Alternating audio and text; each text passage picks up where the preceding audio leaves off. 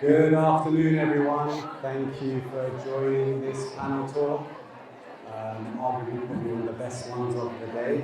So if you haven't taken your seats, please join us now. If people are pottering around upstairs who have the green headphones on, please make your way. I am Nima and I'm joined by Andy Mant from Bon Charge, and today we're going to be speaking about all things biohacking, technology and the future of this wellness industry. Now, for those of you that don't know what biohacking is, it's the process of changing your chemistry and physiology through science and self-experimentation in order to optimize our cellular function and to allow us to operate at our most optimum. Now, Andy, welcome. I have a few questions for you. Amazing. Thank you so much, Nima. It's always great to chat with you. You're welcome. So please, first off, tell me about your background and how you actually entered the wellbeing and biohacking space. Yeah, so I'm British by origin, but I moved to Australia 15 years ago, so I've lived over there, and the reason I moved over there was I was having some issues with my health, and I put it down to a mismatch in terms of sort of the environment I was living in. So came over to Australia, worked there for a little bit, and then founded the company On Charge, which looks after wellness tech in biohacking. And the main sort of outcomes I saw from sort of utilising wellness technology was a massive improvement in my health and well-being, and a massive impact in my sleep as well. So in a nutshell, that's the sort of brief background on me. Oh, brilliant. So for me, I actually didn't enter this space through biohacking, I entered it through medicine and aesthetics. And I think that's important because for a long time, I was based on outcomes rather than ideologies. And so, you know, I spent a long part of my journey helping people look better, age better, and feel more confident in their skin. But what was undeniable after a while was that these external treatments were constantly being undermined by internal dysregulation. Like people were inflamed, overstimulated, overexhausted, sleep was broken, stress was chronic, and people's nervous systems were constantly stimulated, right? And so that's kind of what drew me into wellness, not as a trend which we're kind of now seeing, but more as a necessity. And the more I delved into the modern science, your mitochondrial function, your neuroplasticity, your circadian rhythm, the more I realized that we're not actually discovering anything new, right? We're ultimately remembering. And ancient cultures, they understood light, rhythm, darkness, community. And the things that we now call biohacking is ultimately just technology kind of bringing us back to things that we've already known, right? I think that's important to say. So Andy, what kind of technology is currently out there or will be coming that excites you? Yeah, I think it's a really good question, and I think it's a really good segue in what you just said about our biology is now mismatched to our environment. So we all evolve with a circadian rhythm, right? You mentioned circadian biology, and this was evolution that happened millions of years ago, hundreds of thousands of years ago, and now we're in this environment where the light in it is not the same as what we evolved to be optimal in. So in terms of wellness technology that really excites me is anything that really takes into account light. So that's blocking blue light after dark, because our bodies aren't meant to see, our circadian rhythms are meant to see only reds and oranges, like the campfires our ancestors saw. Blue light disrupts melatonin, so technology that blocks the blue light is super important. But also light from a recovery angle as well. So some of you are sat in the audience now with these beautiful red light face masks on, and they're helping skin health, they're helping collagen production, which is absolutely, fantastic for mitigating any damage caused by our modern environment, like the sun, like blue light. But also when we're looking at other therapeutic frequencies of light, such as near infrared, that then penetrate the muscle and bone and help with recovery, cellular energy production and optimization. And also another bit of technology that really excites me is infrared, far infrared light, which is found in saunas. I know a lot of people will sauna and know the benefits for detoxification purposes, but that's super important as well in sort of making sure that our biology now is being biohacked to our current environment, so we're not having to go and live in the middle of a field somewhere and give up our Wi-Fi, give up our TV, and give up our modern way of being. How about yourself, Nima? What are your thoughts? So what I find exciting isn't necessarily all of this flashy innovation, right? It's tech that naturally restores the biological order. Again, ancient systems, they understood all of this, and light being such a great example, right? We now know how light profoundly affects your circadian rhythm, metabolism, immune function, right? We've just seemed to have forgotten, but now we're kind of pretty much relearning through science. And more important than technology for me is the intentionality, right? Technology should support your physiology and not override it, and it should ultimately help restore the capacity. So by this I mean restore your capacity to sleep, better recovery, and just operate and function better. And in my clinic, we have red light panels, we have infrared sauna, so we do contrast therapy, we have a cryotherapy chamber, infrared sauna. We have a device called the Rebalance Impulse, which is a mental health device based on applied neurosciences using chromotherapy, sound frequencies, and hypnotherapy to get you into a theta brainwave state, which ultimately then helps regulate your nervous system. So unfortunately, in the Western way of living, our bodies are constantly stimulated. We're constantly in this sympathetic overdrive.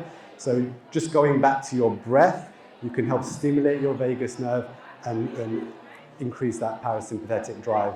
Again, infrared saunas, they are one of the most underrated products that are out there. You guys have some infrared devices as well, right? Yes. And so the latest research says that, 3 times a week, you reduce your risk of dying from a cardiovascular event by 27%, 4 or 5 times 50%, right? That's incredible. Now, for those that don't know, the difference between an infrared and a normal sauna is that the infrared targets the body directly, whereas the traditional sauna heats the chamber around it. So with an infrared sauna, lower temperatures, so you can tolerate the heat more for longer. And again, some other studies have shown that the sweat that you get from an infrared sauna has significantly more toxins than that from a traditional sauna. So yeah, for me, like light therapy, infrared is incredible. I had another interesting question to ask you. How can we make wellness tech accessible and part of daily life? Yeah, I think, again, another amazing question, because we're all so time poor now. Like, who's got time to add another routine or ritual to our already busy lives, right? We're dealing with family, we've got to cook meals, we've got to work, gone are the days of what we would have grown up with, which was, mum stayed at home and looked after the kids, had a little bit more time, the dad went and worked. That doesn't happen. The economics of the world at the moment don't allow that to happen. So we need to be able to integrate wellness into practices in everyday life, things that we're doing at the moment. So for instance, we're habit stacking right now. People sat in the audience with red light face masks on, listening to this talk. That doesn't require an extra bit of time in your day to do. Maybe you're watching TV and you're in an infrared sauna blanket or in front of a panel. That's something you want to do every night, but you're not having to find extra time. Maybe you want to read a book in the evening, but not disrupt your sleep, so you wear blue light blocking glasses or you use human-centric lighting. So I think it's important to look for technology that you can incorporate into practices that you already are doing, so you don't have to find extra time to integrate that. A big one is a product that we released recently, an infrared red light toothbrush. We read some studies that found that just a less than a minute exposure to therapeutic grade red and near infrared light on the gums and the teeth would support overall oral health. Now, do we look at something like a gum shield we have to put in, or do we shine a red light panel in our mouths? Like, that takes extra time, so why not infuse it into a toothbrush, something we have to do twice a day, 2 minutes each time, so we don't have to add any extra wellness step into our already busy days.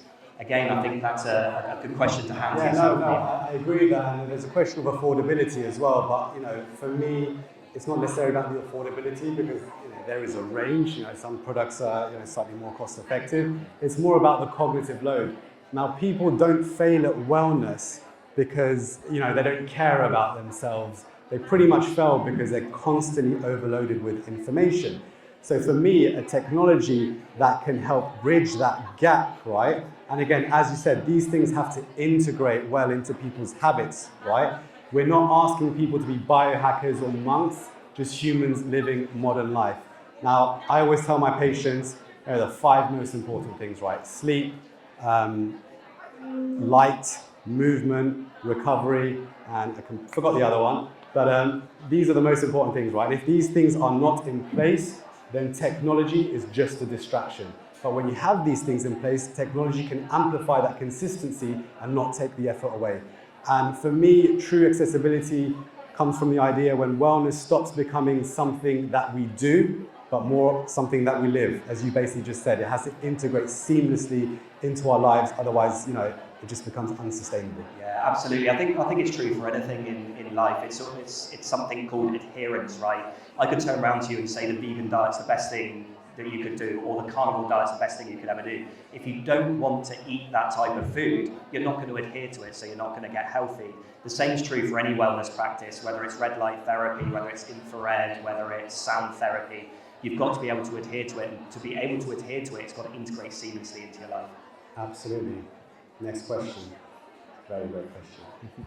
How can we balance an over-reliance on tech with everyday practices that foster human interaction and wellness? Yeah, I think that's a great question, because what is wellness without community and human interaction, right? It's pointless. One of the most important things, just from learning from, say, blue zones around the world, like people always study those populations because they have the most sanctuaries in the world.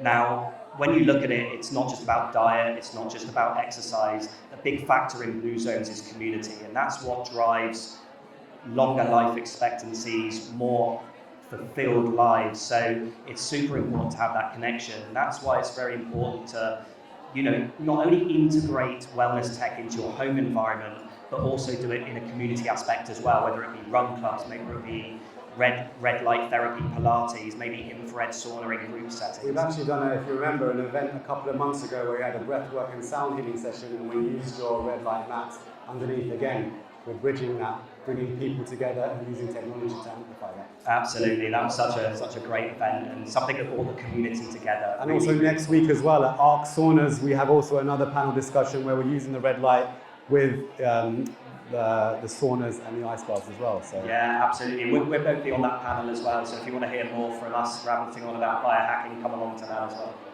Now, for me, regarding this question, I actually think that technology is neutral. The question is how we relate to it as humans. And I don't believe that technology makes us disconnected, right? But unconscious use of it does. And the danger comes when we're outsourcing our internal regulation to these devices without understanding that, hold on, we actually have these capabilities to begin with, right? Breath, stillness, emotional regulation. These are all innate human abilities, right? So it's really important for us to recognize that, and then technology can therefore become a bridge. So some devices can help people feel regulation before their bodies are able to provide it themselves. That doesn't make people lazy, it helps people feel supported. And I think that's important. And for me, the end goal is autonomy, self-awareness, and not necessarily having to rely on certain devices to give us our own regulation. Not to say the devices are bad, they're great, I use them myself. Now, which leads me on to the next question, which is, what do you personally rely on for energy, mood, sleep, and performance? Wow, yeah, exactly. We've got so many products to choose from now that it can become a little bit overwhelming in the biohacking industry. Because where do you get started and what do you use? And biohacking's a spectrum, right? You can have people that are just getting straight into it at the beginning, and you all the way up to full Brian Johnson or Dave Asprey. So anywhere in between, people are on different parts of their journey, and you can stop anywhere you want as well. So I think it's good to caveat that. In terms of my personal stack, I guess maybe I'll walk through a little bit about my routine during the day. So when I wake up in the morning, the first light that I want to see is natural light. It's a little bit difficult in the winter because it's cloudy and we often get up before that light. But what happens is I use circadian friendly lighting in my house. So in the morning, it will just be red light bulbs lit around my house. So I'm only seeing what my ancestors would have seen, which would have been the red hues from the campfire. Then as the sun rises, I'll go outside, whether it's cloudy or not, and I'll go and get my eyes without any sunglasses on, outside for at least 2 to 3 minutes to set and entrain my circadian rhythm. What that does is that helps boost serotonin levels, helps boost dopamine and cortisol, which are very important neurotransmitters and hormones for regulation throughout the day and also sleep later on in the evening. Then throughout the day, yes, I have to work on my laptop, so I wear blue light protecting glasses. but also I have regular sun breaks. Big thing in the UK, not so much in Australia, is people going out for smoking breaks. So why don't you have a healthier sun break where you go outside and you get natural light into your eyes to continually entrain that circadian clock system. Then in the evening, what I would do is I will wear red lens blue light blocking glasses, because those tell my body that it's nighttime, even though I've got the television on or I'm working on my laptop. So they're the red lenses, and they will filter out blue and some green light, which tells my body it's dark, let's dial down cortisol, let's pump up melatonin so we can have a beautiful restorative sleep. Then I follow the 3-2-1 rule. So 3 hours before bed, I'll stop eating, because I need the tryptophan and serotonin to help me produce melatonin, to help me sleep better. And if I'm digesting food while I'm sleeping, then that's not going to be great for that optimal melatonin production. 2 hours before bed, I will stop drinking. So I don't want to be getting up in the night to be going to the bathroom or that interfering with my sleep. So I will stop drinking water or any fluids. 1 hour before bed, turn off screens, don't have any screen time, and push yourself into the parasympathetic state. So maybe look at some breath work, maybe some reading under red light, maybe even integrating some technology if you have it to help with recovery. Then I will go to bed at a very similar bedtime every night, normally between 9 and 9:30 for myself. And there's been studies that are coming out that said the single most important thing with sleep isn't so much the deep and REM sleep, even though that's super important. It's a regular bedtime every night. And if that goes outside of a 20-minute plus or minus window, all-cause mortality can increase. So that's basically my daily routine. How about yourself? Yeah, again, no, I'm quite unglamorous with this, but everything that you said is pretty much spot on. For me, sleep is the most important thing. And again, remember, it doesn't have to be perfect, but the rhythm is important. So going to sleep and waking up at pretty much the same times, it tells your body that it's safe, it's predictable, and it's supported. Again, first thing you do when you wake up shouldn't be going on your phone. The brain is still in that theta brainwave state, right? Getting that morning light. It's not a biohack, it's more of a biological cue. Again, light tells your brain when to wake up, when to produce energy, and then later on when to sleep.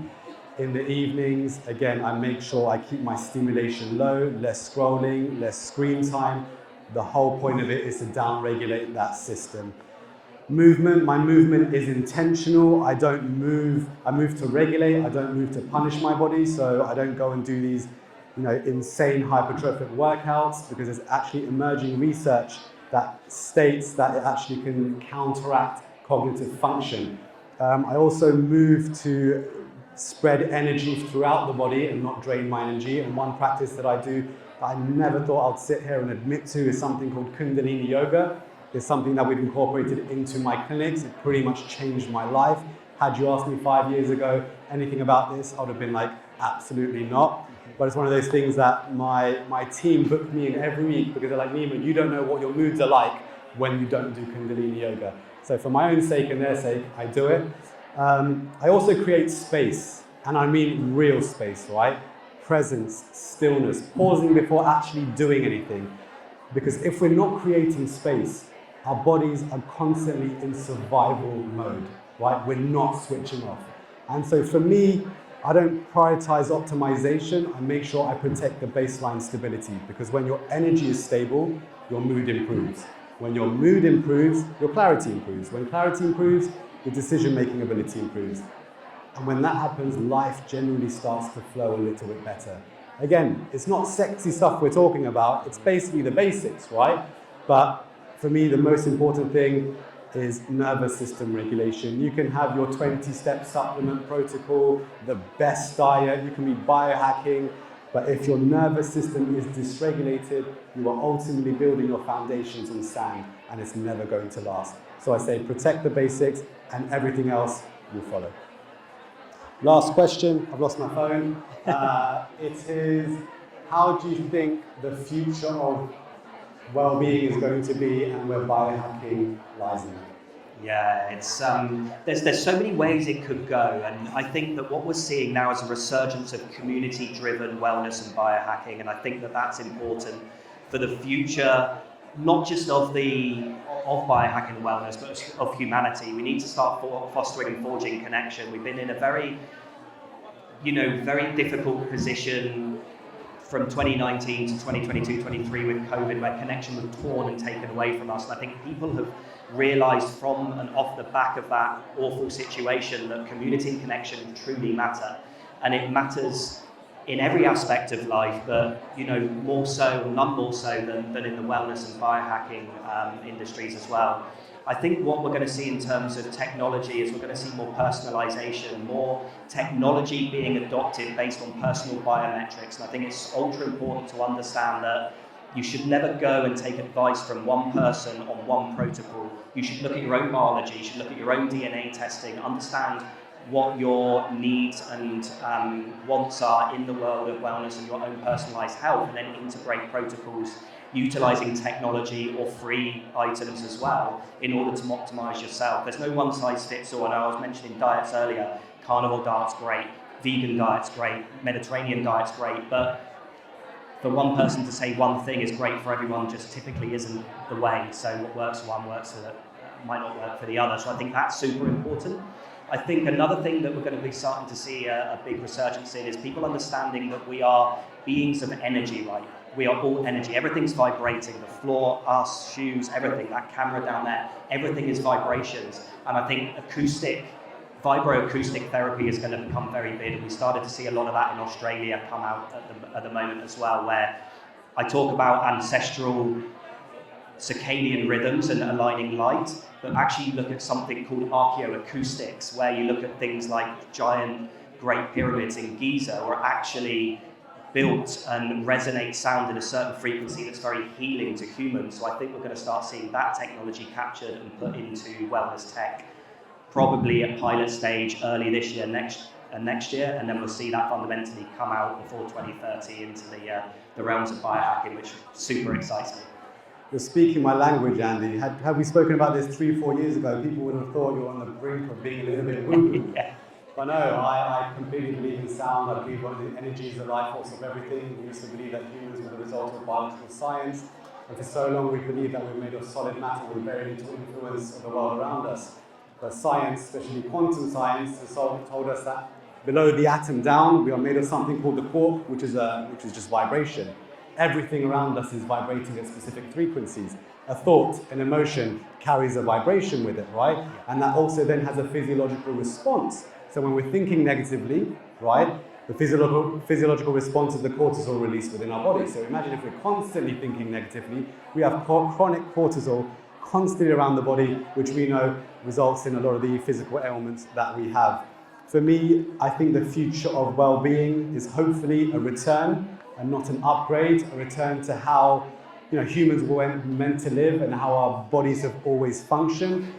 Before the stress, before the constant stimulation, before reactive healthcare became the norm, I think we're going to have to start treating things not in isolation, but more coherently, and understanding that the nervous system is at the center of healthcare, and also making sure that we use emotional intelligence as something that's very, very important, because, I'm sorry, it's not been done really until now.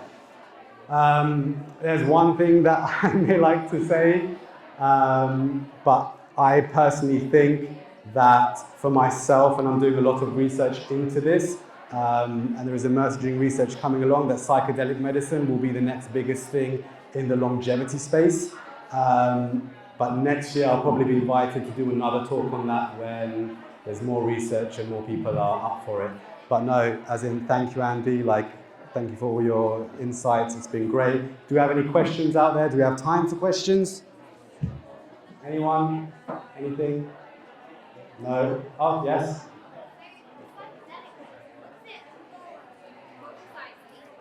I can speak to you about that later in person, if that's okay. It's not something that's legal or regulated in this country at the moment. Don't get me wrong. I think it will be, and also I have done an article on this in Aesthetic Medicine magazine where I've stated that it's going to hopefully be the next biggest thing in longevity medicine, but you can catch me after and we can have a talk about that.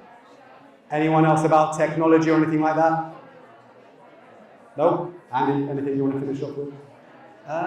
No, I think that's great. I really appreciate everyone taking the time to listen. I know biohacking can be a quite a scary word, but I think a lot of us here are actually doing it and we don't know we're doing it. So look, just wherever you are on your journey with biohacking and wellness, just always looking to push those boundaries, always looking to improve yourself, look at your medicine from a personalisation standpoint, and I think 2026 is going to be a great year for all of you.